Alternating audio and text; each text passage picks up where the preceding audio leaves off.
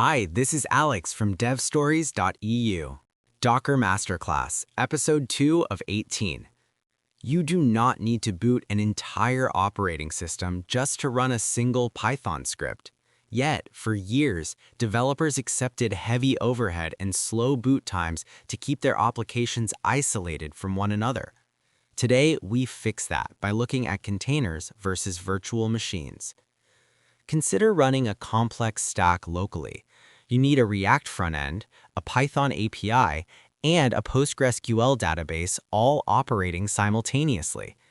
If you install them directly onto your host machine, you invite dependency conflicts. The API might require a specific version of a system library that clashes with what your database needs. A container solves this by acting as a sandboxed process. Here is the key insight.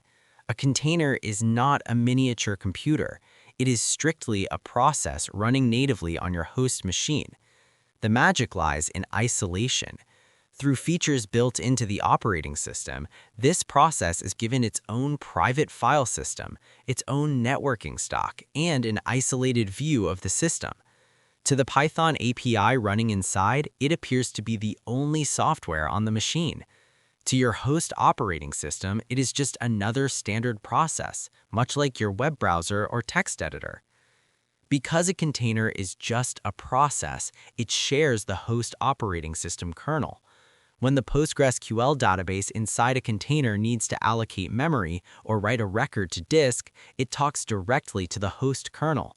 There's no middleman and no secondary operating system booting up in the background. This is why starting a container is nearly instantaneous. It takes exactly as long as starting the raw application itself. Now, contrast this directly with a virtual machine. A virtual machine approaches isolation by simulating hardware. It relies on a hypervisor, which is software that carves out a virtual CPU, virtual memory, and a virtual disk drive. On top of this fake hardware, you must install a complete guest operating system.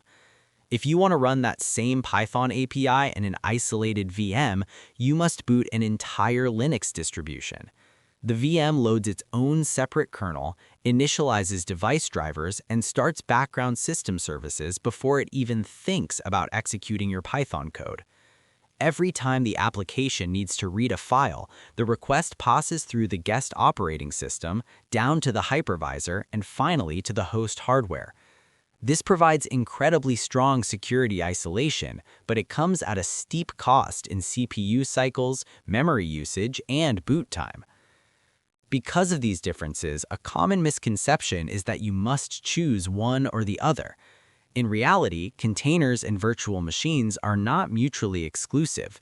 In modern cloud environments, they are almost always used together. When you provision a cloud instance, you are renting a virtual machine. That virtual machine provides a strong hardware-level boundary separating your workload from other customers on the same physical server. You then install a container runtime inside that virtual machine to run your React front-end, your API, and your database. The virtual machine isolates the infrastructure, while the containers isolate the individual applications. The distinction ultimately comes down to boundaries.